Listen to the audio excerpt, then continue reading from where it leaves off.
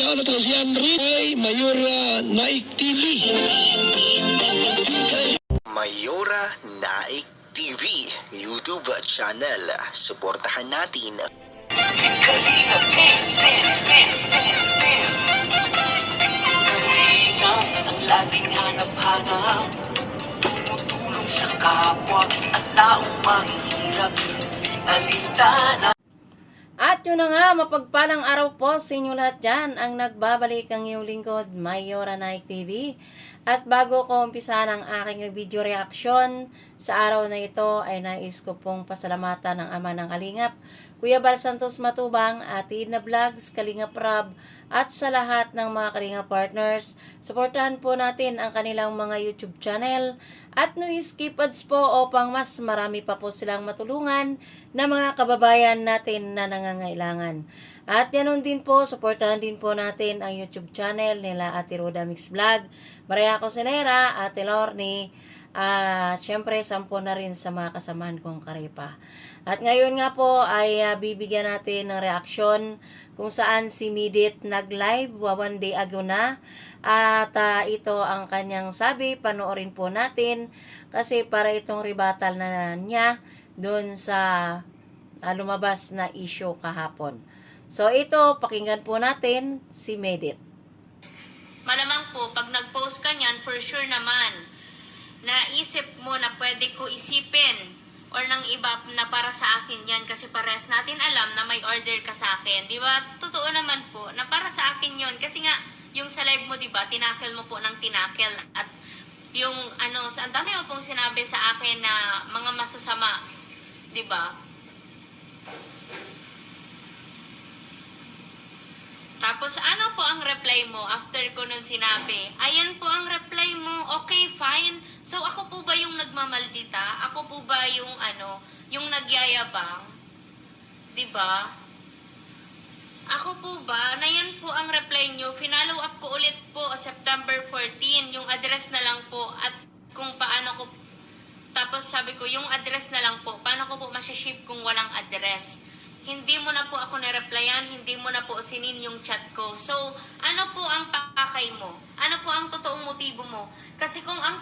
Ito yata yung sinasabi ni Midit ay ayon sa ating Minarites, ay ito yata si Kapitana ay nag-order yata sa kanya ng isang item na pampapaganda at medyo natagalan bago maasikaso ni Midit itong order niya, kaya doon sila, parang nag-trigger siya doon. So, panoorin natin. Kung totoong gusto mong makuha yung order mo, kung yun talaga po ang pinopoint out mo, dyan sa mga live mo, kung yun talaga po ang issue sa'yo, dapat sinend mo na po yung address mo, di ba? Pero hindi mo po sinend.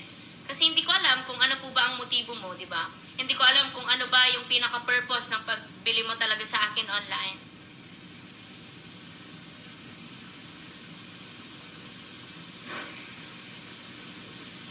Kaya masyado po kayong nagsasalita against sa akin kasi lagi kong pinipiling manahimik. Pero sa mga ganitong parang hindi na ito makatarungan, parang ginagawa na ako ditong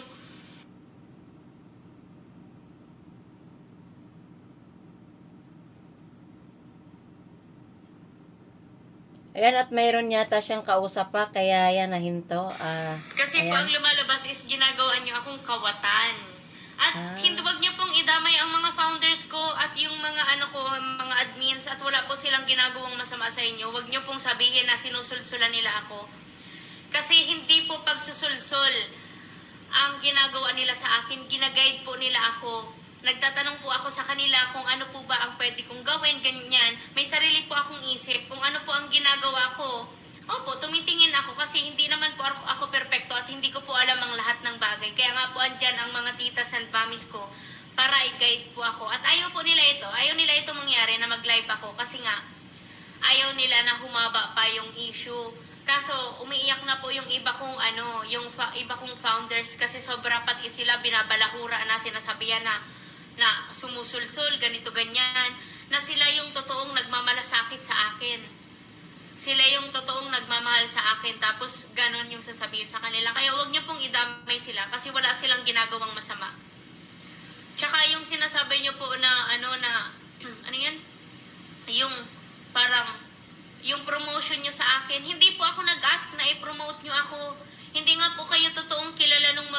supporters ko, nung konti kong supporters, hindi naman po kayo kilala, di ba? Mention nyo lang po ang pangalan ko at kunyari, pinoprotektahan nyo ako. Kaya kayo nakilala.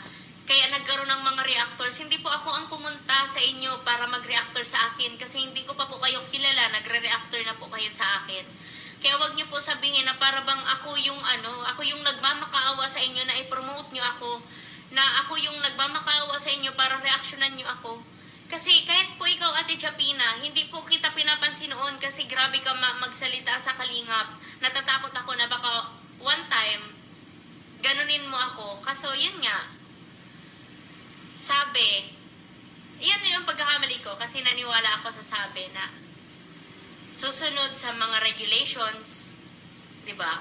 Kaya, okay, pinagkatiwala ko po kay Kuya MG yung pagpapasok ng mga reactors sa community namin na dapat talaga pala hindi na lang. Kasi kung ganito lang yung mangyayari, naguguluhin lang yung community ko, sana pala talaga hindi na lang. Tama. Kasi hindi po ako ang lumapit sa inyo, hindi po ako ang nagmakaawa para reaksyonan nyo. At wag po kayong magsabi na hindi kayo na sinesweldohan ng community ko or ng mga sponsors ko. Kasi yung YouTube po ang sumusweldo sa inyo. Syempre nagre-revenue po kayo. Wag po tayo ditong magplastikan. Wag po tayo ditong magsalita ng mga sasabihin mo pa po na concern ka lang. Kung totoong concern ka sa akin, Ate Michelle Japina, dapat nag-reach out ka sa akin kung ano ba ito, bunso, totoo ba ito, ano ba yung side mo dito. Yan po yung totoong concern. Aalamin mo kung ano yung buong detalye, hindi yung magsasalita ka kasi nakakausap mo si Tita Kapitana ni Heights. Kasi yun lang yung alam mo, di ba?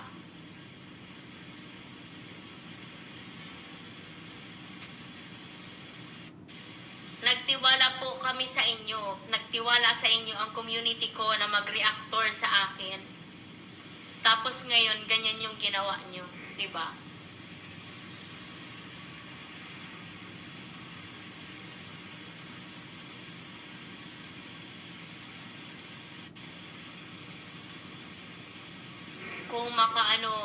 Kung makapagsalita ka din po sa live mo, Tita Kapitana, na para sa akin na lang yung mga skincare para gumanda ako, pero nung nasa Hong Kong ako, puring-puri mo ako.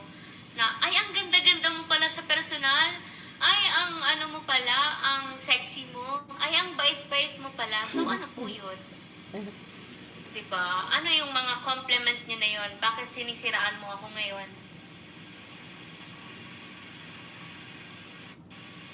Kasi maging fair po tayo dito. Mali pong mindset, yung porket bata, mananahimik ka na lang at hihingi ka na lang ng kapatawaran. Kaya nga po may may freedom of speech para magsalita tayo ng totoo, ng tama. Tama, diba? may point si Midit. May point Hindi si naman po Midit. porque kayo yung nakakatanda sa akin ay kakaya-kayahin ko na lang yung mga ginagawa niyo sa akin. Diba?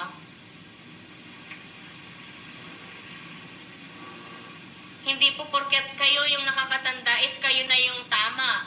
At hindi Tama. din po porket bata ako is tama naman po yung sabi mo na hindi porket ako yung bata, ako na lang yung palaging pagpapasensyahan. Kasi ako po yung bata, kayo ang dapat nag-guide sa akin. Pero bakit parang mali po, di ba? Bakit parang ako yung nagpapalinaw sa mga sa mga nagiging desisyon, sa mga sinasabi nyo? Bakit parang ako patuloy yung mas Mali. mas matured mag-isip sa inyo, di ba? Parang bakit ako pa yung ako pa yung mas nakakaintindi. Bakit ako pa yung mas umiintindi sa inyo na di ba dapat po kayo yung nag-iintindi at kayo yung mas umiintindi sa akin kasi ako nga yung bata sa inyo. Di ba? Tama. May points ka, Midit.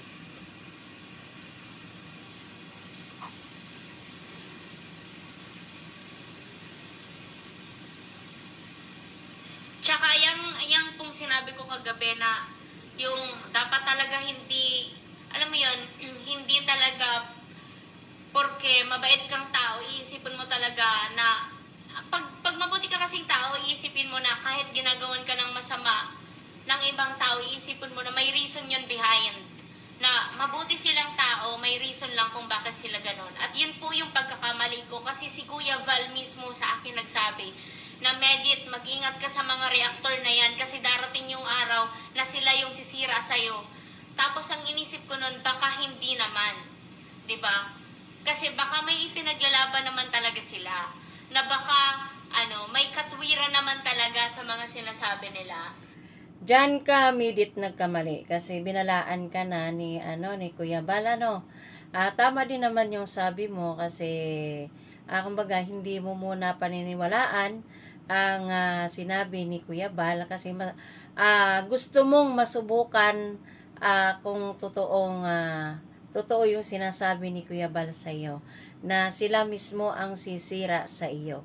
So, ngayon na-realize mo sa sarili mo na totoo pala si Kuya Bal. So, tuloy natin.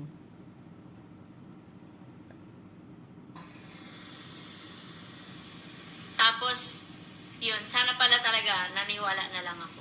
Kasi yun yung totoong nangyari. At totoo pala na yun yung pangyayari. Stay away from negative people. For every solution, there's problem.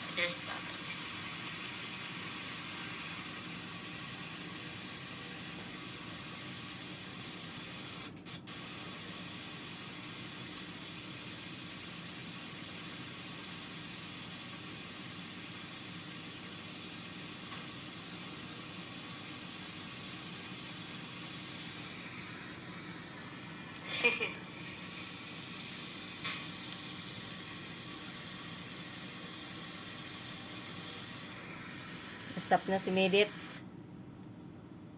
Siya, wala. Wala pong nangyari. Hiningi ko po ang address, hiningi ko po ang number, wala.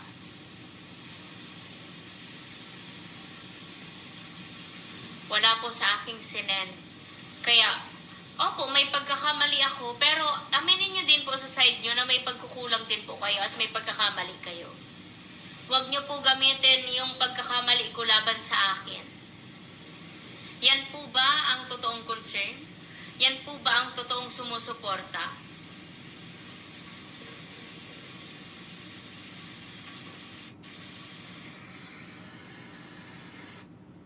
Ipadala. So, ayan, hanggang dito na lang ang ating video reaction at narinig natin at napakinggan ang sinabi ni Midit tungkol sa mga nangyayari kahapong issue tungkol sa kanya at yun na nga ay naniniwala na si Midit.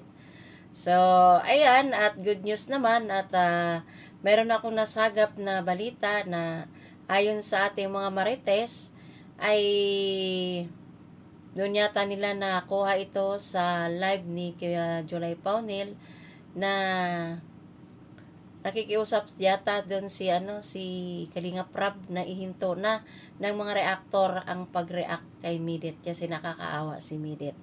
So, ayan, hanggang dito na lang ang ating reaction, konting reaction sa video ni Midit. So, hanggang dito na lang at Migrab shoutout sa inyo lahat dyan. Bye-bye!